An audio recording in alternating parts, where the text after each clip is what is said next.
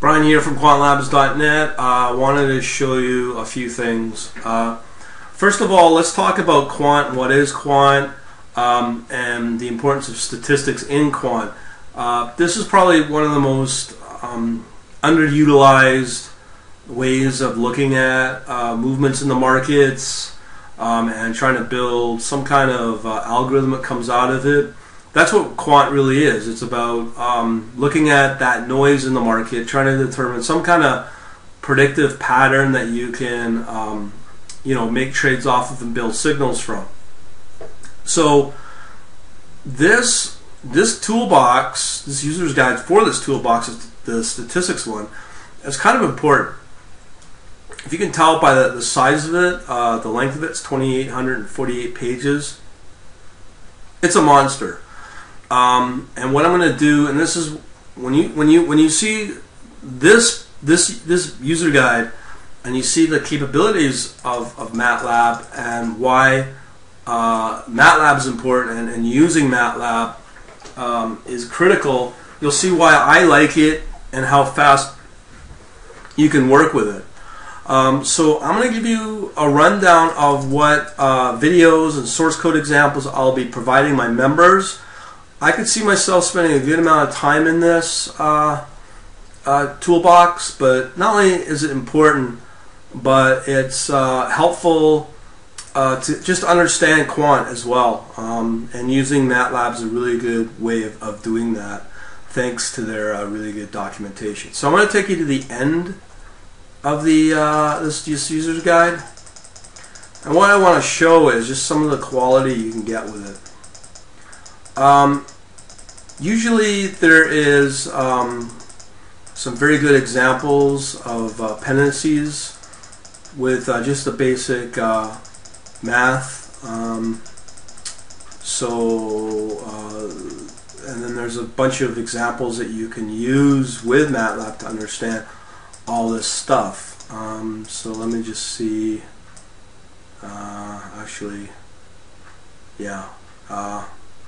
I'll come back to that. Okay, so we're back at the beginning, and then what I'm going to do is okay, great. So we're at getting started. We have our data. Obviously, it's going to be traders' data or market data coming in from something like from Matlab or from IQ Feed. And then it goes on about the different arrays and types of plots you can play with. So continuing along, what I did want to show you are the types of graphs that are kind of important, but we'll probably get into that in a little bit.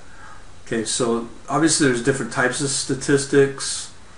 Some of it obviously is right out of the gate, cannot be applied to trading. In this example, this is a very classic example of the ability to use, let's say, resampling using this bootstrap procedure to analyze data. Obviously, histograms is another important factor as well, and it goes on and on and on. So now we get into the more sophisticated ways of visualizing the data. So we have obviously different ways. Scatterplots is very popular. And then we get normal distribution when we normalize our data, which is pretty popular. And then building plots around it. So here's the data, but we can see some kind of trend happening within the data, and we can easily calculate the market direction based around that. It's very popular. Obviously, I'll provide some examples of that. The type of graph is this empirical CDF. I'll try to give some ideas about that. Something new that I came across is, I don't know how to pronounce it, Weibull. Obviously, I'm not formally educated in this stuff. Now, here's where it gets interesting with statistics, with the probability distributions. There's so many, so let's go through those. And again, there's going to be a very lengthy analysis with this. Obviously there's these GUI tools. I try to showcase those. I'm hoping with these tools, typically especially the client ones, where you can do your analysis and then export your code, which is kind of cool. Obviously, you can build your histograms from it, which is going to be kind of really important. Again, these are things that I never really knew about under the MATLAB. So here's the different types of plots you get. Extreme values sounds pretty important, or I've seen logistic. Log normal's popular. Obviously, normal's popular, and this Weibull is popular. I've never seen this Rayleigh, so I'm not going to focus on it. So we go on about this tool. Blah blah blah blah blah. Now this is where it also gets interesting, where you can do your curve fitting and do a bell curve basically off that data. So one example of where this is important, where they do fat tail analysis, is they measure the tails. It's especially important in something like VAR or something where they can measure the risk and how much they should or shouldn't venture into a typical portfolio or asset. So important stuff. Yeah, I do like this, but you will not find this sort of stuff in traditional retail trading platforms. It's not that difficult to understand. I mean, I'm not much of a mathematician, but I can tell you this: I have a much better appreciation of this sort of stuff. But again, it's this type of analysis which is so critical, and this is really the crust of a lot of the quant. So again, we're always generating these types of distribution based upon this data. Obviously, you got normal, logistic, kernel type of distribution. So we'll get into that. Now, remember, I mentioned in an earlier video about heat, about surface plots, things like the redder it is, the top here, those could be representation of profit opportunities. So as you analyze these sort of things, it becomes really important when you look at these types of scatter plots as well. You can measure copulas, where you can measure a relationship between one type of data versus another, and with the copulas you can figure out where those opportunities lie. It's all built around this type of analysis. Really important stuff. I couldn't go on and on about it. So again, here's another potential surface graph, because it's three-dimensional. And again, the redder it is, the higher the profit. And remember, that is probability. So you forecast, you can get right to the point of potential profit with this. Again, maybe there are similar tools in these trading platforms like Ninja and all that, but they're not going to be as analytical and as detailed and as sophisticated as MATLAB. I don't even think ours is as sophisticated. Now, I've seen this in other plots as well with some other big books that I really like. So we'll leave it at that. Again, we got our CDF. I can't remember how this can be represented in financial, but it is possible. It's really good stuff. So random number generation, I'm not really going to focus on that, but it is important for when you're generating. You need to generate data and test out your theories and your statistical models and all that sort of stuff. So we're going to move on from there.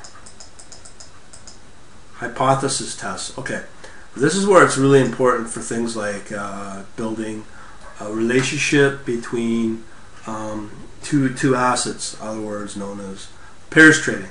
So we need to look at the data to see if there is what they call a null hypothesis theory. So there's various tests that you can use to test that. Common ones are Dickey-Fowler.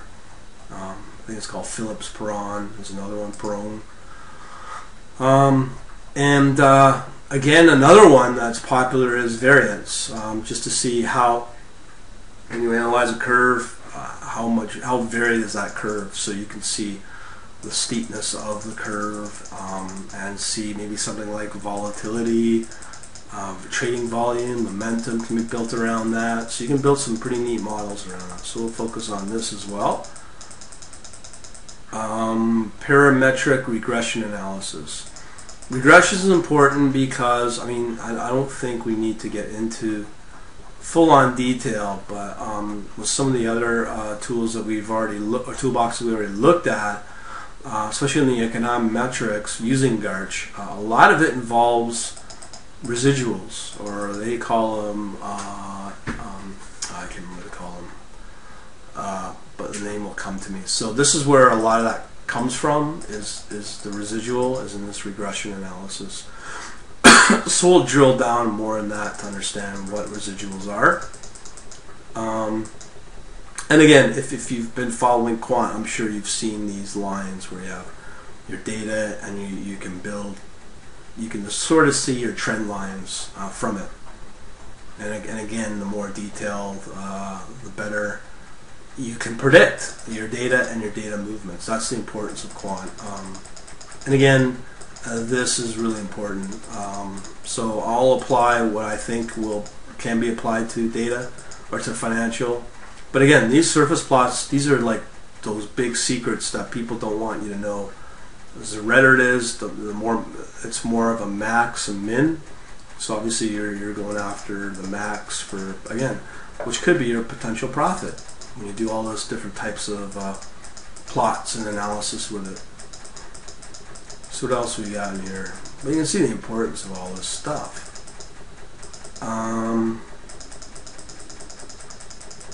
Some of them might not be able to use, but again, residuals is really important. Right here in the code.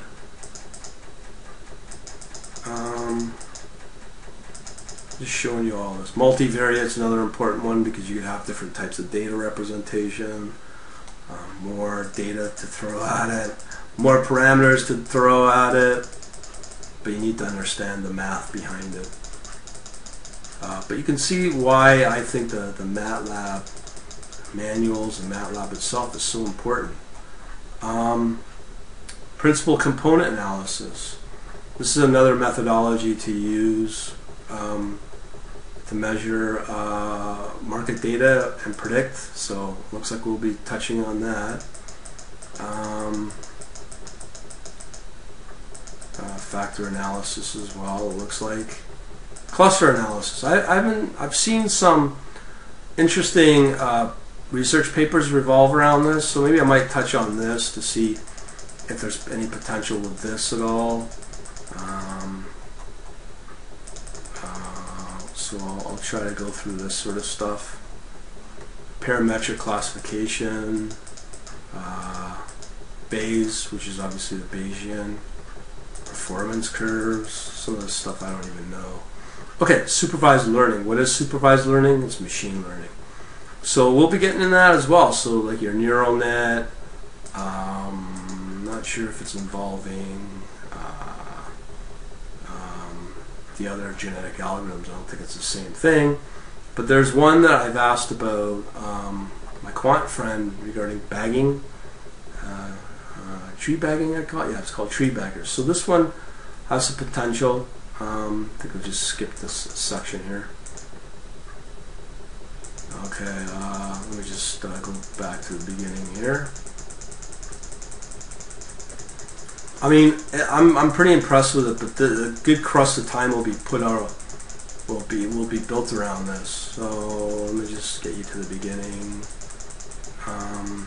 So mathematically, I always say that math does not lie.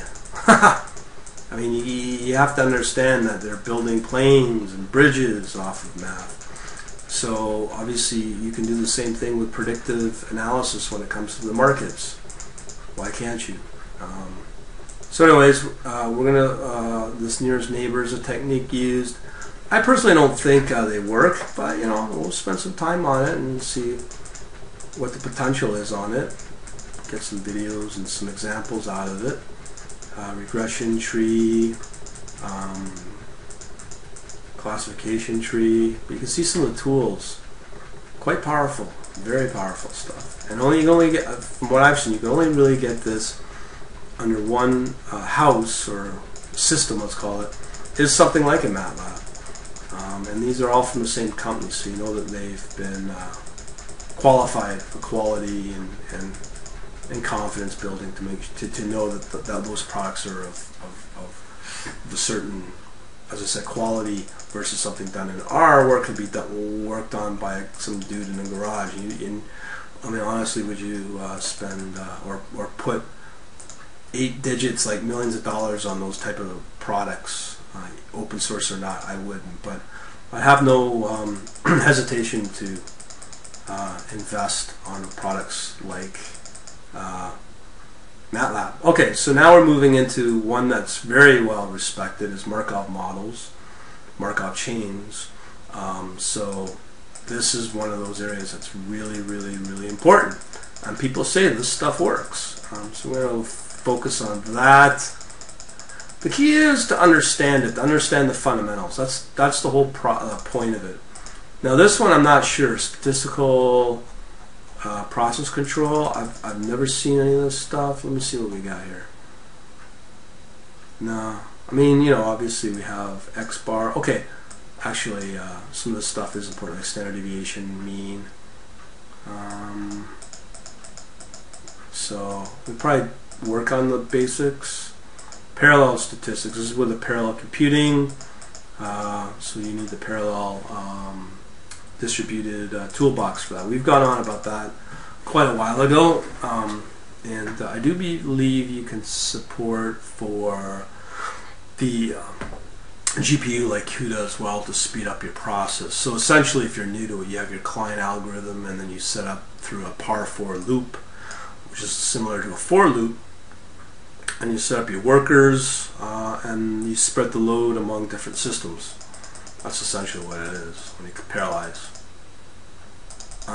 So here's a bootstrap analysis, serial or parallel, and then we're done. Okay, so typically what makes this PDF a monster is just the reference. So for instance, the description. Okay, I think this is Cholesky. Okay, let's just yeah. So whatever this function is, Cholesky-like covariance decomposition. But you can see this is of Microsoft quality in terms of their documentation. Very easy to pick up. From my understanding, if you typed in help and then this function, this is the same thing that would pop up. You would also get the examples as well. Let me just try that.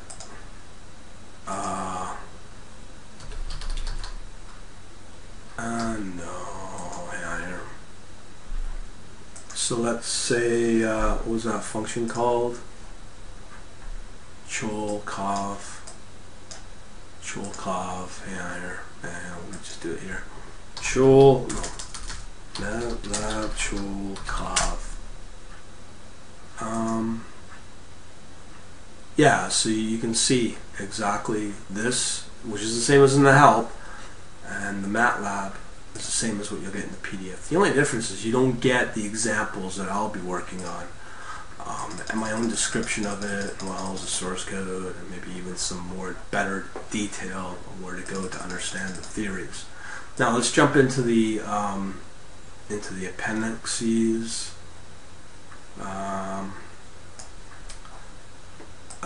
Let me think here. I don't think there's anything new in the yeah, so better distribution description as well in this appendix. So I'll definitely be focusing on that because that's something important for Quant. So there you go. You can see why the statistical toolbox is really important, especially when it comes to Quant. Hopefully some of the plots and all the other stuff that I've shown will prove that Quant is important, and a lot of that can come from something like the Matlab Statistical Toolbox. Hopefully it'll help you out.